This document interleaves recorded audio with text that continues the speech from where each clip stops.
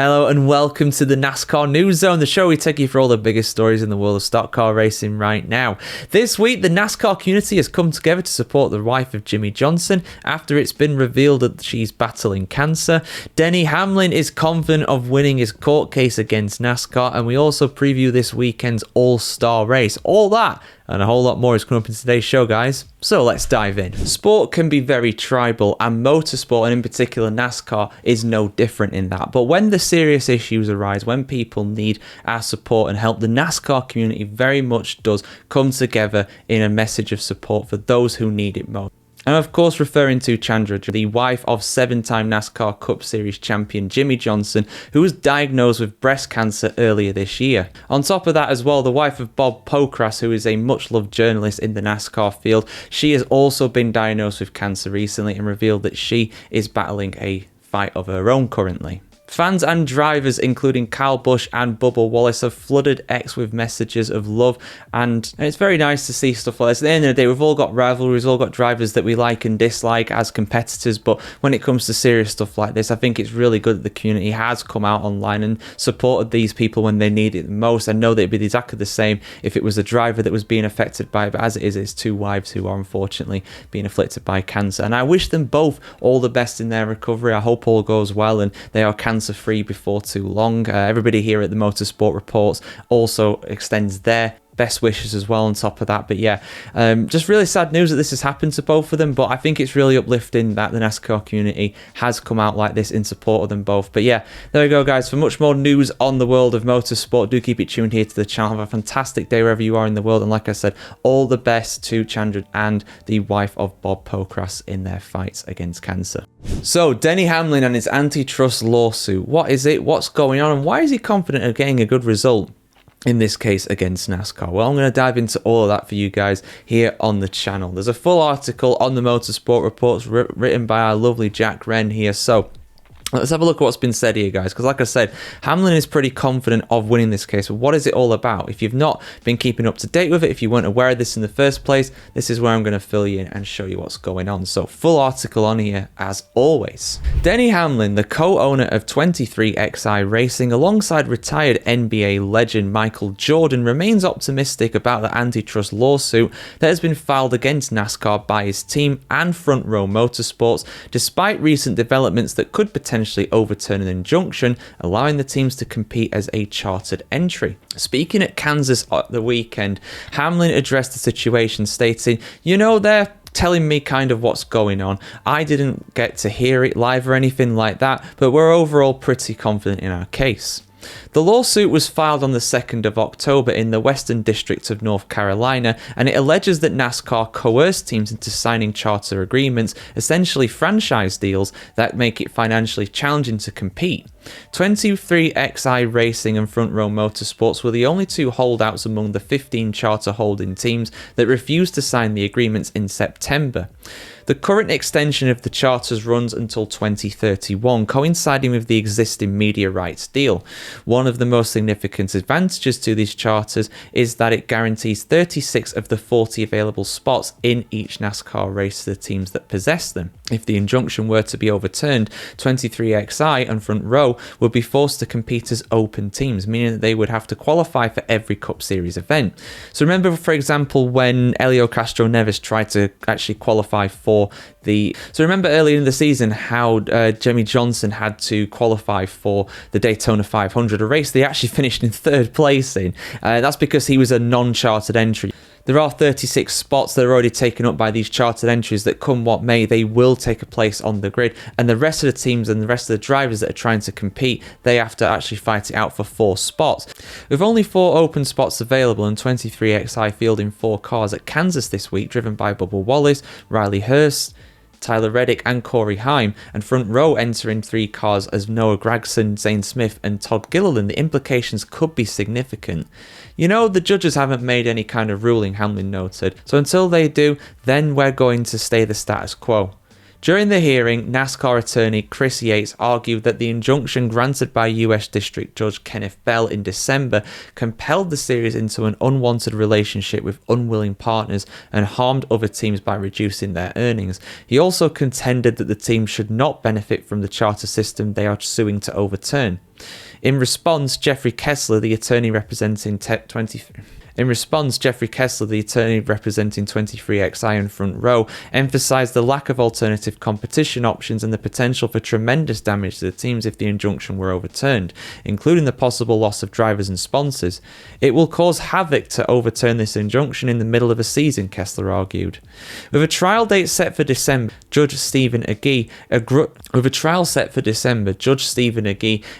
the parties to engage in mediation, as previously ordered by a lower court, in an attempt to resolve the dispute over the injunction. However, a resolution seems unlikely, with Yates stating, "We're not going to rewrite the charter."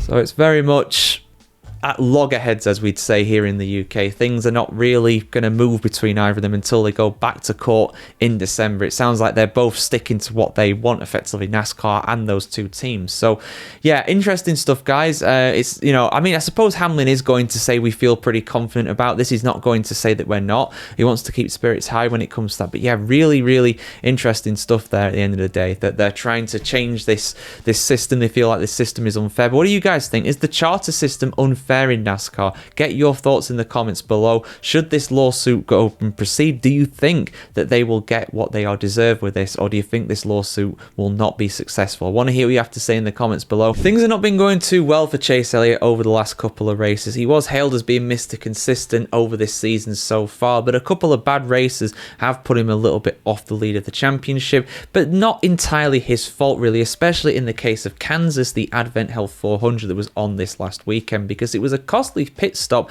that cost him very dear indeed, and because of that he ended up down in 15th rather than getting a top 5 or even going for the victory, which in truth, I think he would have done very, very well to actually overcome Kyle Larson, who looks absolutely unstoppable. But a second place, a third place really would have helped out his championship charge. And his race winless streak does indeed extend. It went to over a year recently, and it is still continuing. I think he's up in 4th place in the Cup Series standings, so he's still looking very good for a playoff spot, but he has to be absolutely sure of that. He still needs that victory to be sure of getting into the playoffs. And indeed, Elliott was showing good speed throughout the entire weekend. He qualified all the way up in 9th place, and he got up to 2nd place by the end of both Stage 1 and Stage 2. And a strong pit stop at the end of Stage 2 propelled him to the lead of the final stage restart. Now, of course, he did lose this lead eventually to Kyle Larson, but he put up a very good fight against both Larson and Brad Keselowski. Fair play to Brad Keselowski. We've got to talk about him very shortly. He was up in 3rd place before he had his puncture. A lot of guys getting punctured during this weekend, so very unlucky for him. I think William Byron got a puncture as well really early on in the race, but really sad to see Keselowski have that flat tyre after 195 laps completed. And it was Keselowski's flat tyre that ended hopes of a good race for Chase Elliott. And unfortunately, the Jackman, TJ Semke, he dropped the Jack a millisecond too early, and the consequences for that were massive. The rear right tyre was not changed and secured successfully, so unfortunately it was not in a state to get out of the pits. Thankfully, this was realised very, very quickly, and the Jackman got underneath the car again, and they eventually changed the tyre, but this cost a crucial amount of time, sending him way back in the order as a result. He eventually got up to actually 12th, but eventually his tyres, of course, did wear out a little bit, so he was overtaken a few times and ended up in P15. Despite that, though, he can see the positives of having a really high running position. He, on average, was around 6th overall in the race, given a certain amount of time. If you go over the average positions of each of the drivers per lap, even with that late drop down the field, he was still 4th best overall behind Larson and a few other drivers. So I think overall a positive weekend for him, but it's, you know, the results don't lie, and that is what is going to be very much worrying him. But you know, these things happen. It's a long season. He'd rather get mistakes like that out of the way early on rather than in the playoffs. But yeah, he does need that victory to be sure of going through to the playoffs. But yeah, what do you think, guys? Do you think think Chase Elliott is going to get that much needed win very soon. He does have kind of an air of Martin Truex Jr. from last season, coming close a few times but never quite getting that victory, still making it through to the playoffs, I hope, like Truex Jr. did 12 months ago as well. So it's fair to say it was not a normal weekend for Chase Briscoe this weekend around the Advent Health 400, and he has himself actually labelled this as a weird weekend, and I'm going to go into why this was so strange. And despite all that, he managed to get his best ever finish in the Cup Series at Kansas, 4th place overall, a very, very positive result indeed. But yeah, things definitely did not go to plan, but in the end, things kind of work out, to be honest with you, especially compared to his career with his previous results. This was his 9th start at Kansas in the Cup Series, but he's never finished inside of the top 4 before. This is a personal record for him, so I'd take it as a massive positive. But like I said, stressful in trying to actually get there for Briscoe. He had tyre issues during practice on Saturday, and this was very much a theme of the weekend. We saw a lot of big punctures, Brad Keselowski and William Byron also having punctures during the race.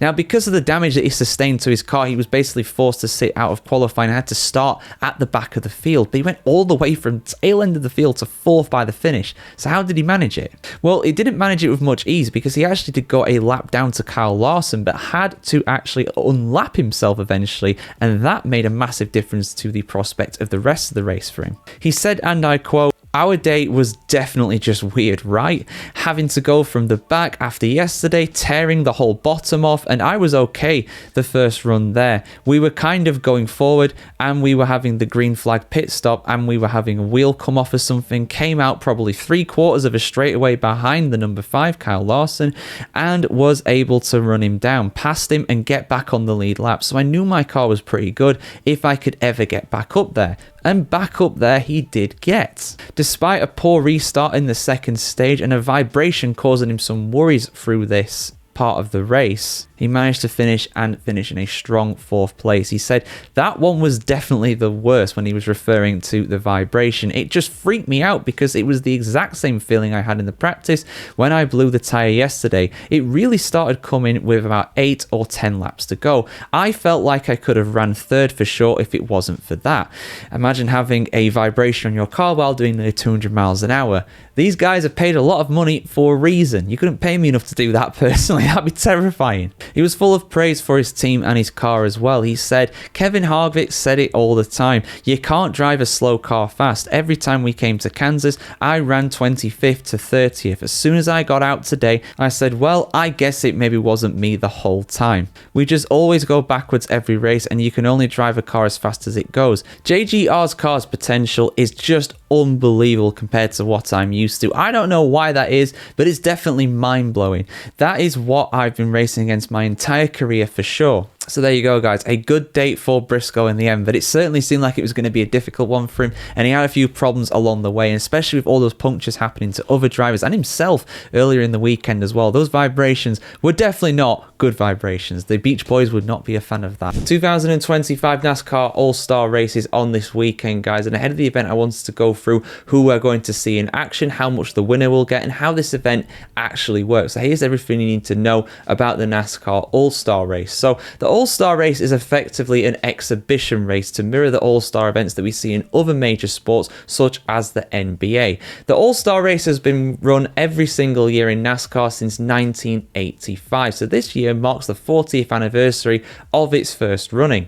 To qualify for the All-Star race, NASCAR drivers had to have either won a previous All-Star race, have won a NASCAR Cup Series race within the last 12 months, or of course be a champion in previous seasons that has tried to enter every single NASCAR Cup Series event in the last calendar year. Now, the event was held at the Charlotte Motor Speedway almost exclusively between 1985 and 2019, the only exception to that being 1986, where it was held at Atlanta for a one-off event.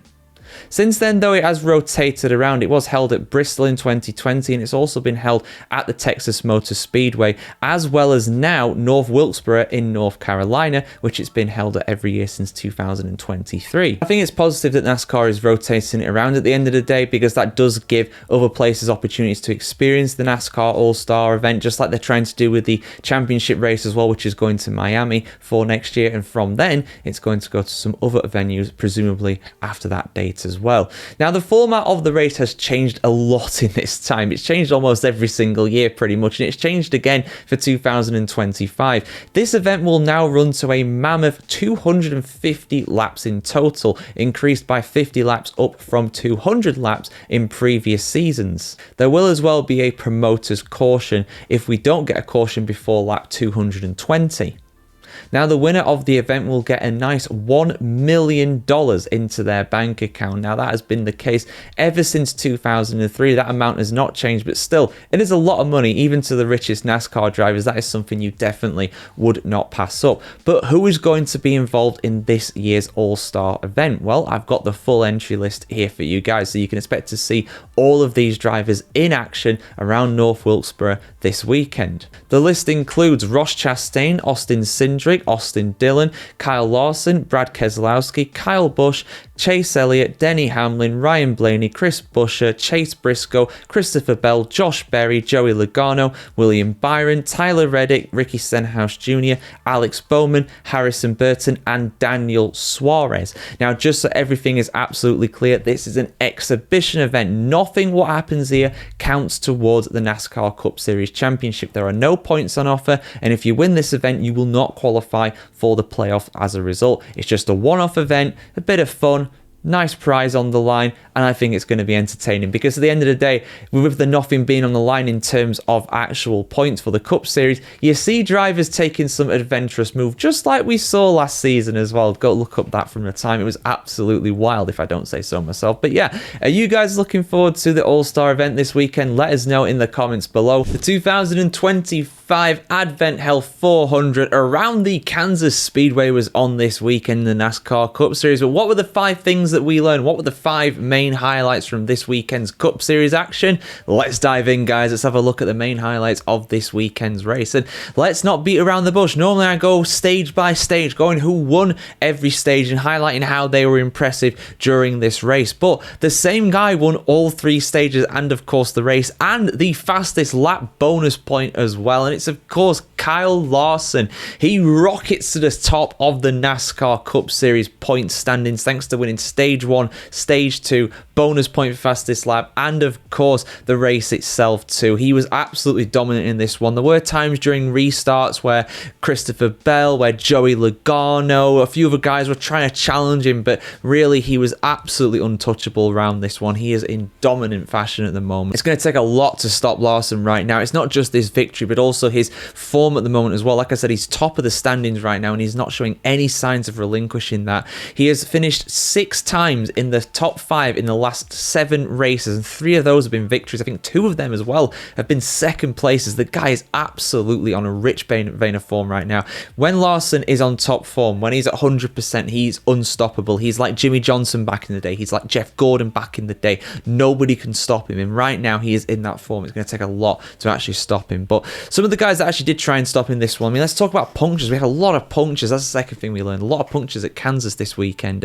William Byron, he was in contention for the win early on, but he actually got a spin from a puncture in stage 1. Thankfully, he actually spun into the pit lane. He spun into pit road, which was fortunate for him. Somehow no caution coming for that, and that very much did ruin his chances of going for the victory, unfortunately for him. Brad Keselowski as well. I mean, anybody who's seen my review, my reaction really to the trailer of announcing that Miami Homestead is going to be the final round of the championship season in 2026, the one that had Keselowski and, of course, Kyle Busch kissing and making up, presumably at some point, because they started in that little video together for NASCAR. But yeah, I mean, unfortunately, did not have a good weekend overall because of that. But it wasn't his fault. He was in contention for the win. He was kind of up there in 3rd place. I think he was in stage 2, or is it stage 3? Either way, unfortunately, he was in the wall with that, and that ended his afternoon, unfortunately. But yeah, he was looking good for that. He was looking good for that. But a lot of punctures in the Kansas Speedway. 2nd place in the end did go to Chris Bell. The 3rd thing that we learned during this race. Yeah, a good result for him overall. He stays high up in the standings as a result. He was challenging Logano as well. Joey Logano was really challenging as well for that 1st place, but nobody could pass Kyle Larson on the restarts. The guy just nailed the restart every single time. Both Logano and Bell just couldn't manage to do it. We had about 5 cautions back to back midway through stage 3. He was never caught out in any of them, was Lawson, despite the best efforts of Bell and Logano. Let's talk about Chase Elliott though, because his wait for a win does continue. I wanted to highlight him just because, again, he was a guy that was seeming like he could have challenged for the win this weekend. He was kind of up there, but unfortunately did not work out for him. 15th place in the end for him. Pretty unlucky one for him in the end. He's gone over a year without a victory now, but he does stay pretty high up in the standings. But he's going to need to get that win for the playoff, I should say, to be sure of getting through to the playoffs. So he's going to need a victory. So we'll see how he gets on. It's been a bad couple of weekends from 15th and 16th in his last two races, I believe. So he is dropping a little bit because of that, but we'll see. I'm sure he'll get back into the top 10 at least very soon. But let's talk about Denny Hamlin. Denny Hamlin, for the final guy I'm going to highlight here. What a terrible weekend it was for Hamlin, but not his fault. Not his fault by any means. Unfortunately, he had a clutch issue partway through the second stage in this race around Kansas, and because of that, his pit stops were not the quickest, but his pit stops were made even slower by the fact that a lug nut actually came off of the wheel and would not want to reattach itself. The pit crew did their best to try and rescue it, but he lost about 10-15 seconds because of that. And you know anything about oval racing in NASCAR, like 10-15 seconds, that is like half a lap. That's a third of a lap. That's a long way to lose effectively. So that's a lot of ground lost because of that. But it got worse for him as the race went on. That clutch problem becoming even worse. It wasn't such a problem obviously when he was out on track, because you're not really shifting gears when you're racing in oval racing like that unless it's at a restart, but he stalled in the pit lane because of it, and the clutch was very much shot to pieces because of that. I think he did actually finish, but like down in 35th, 40th, something like that, back of the pack job. Unfortunately for him, it was not a good weekend. So terrible one for Denny. A great one though for Kyle Larson. Like I said, the man is unstoppable when he's in top form, and he was very much in top form around the Kansas Speedway. But what were your main highlights of this weekend in the NASCAR Cup Series? Got the All-Star race happening next. Not a championship event, obviously, but it's going to be very fun at North Wilkesboro Speedway. I'm going to be bringing you all the stuff to do with that, obviously, on the channel, guys, and have a fantastic day wherever you are in the world today. And your main highlights of the race. Let us know your thoughts in the comments below. Like, share, comment, subscribe if you want to see more like this, and we'll see you very soon for much more content on the world of NASCAR just like this.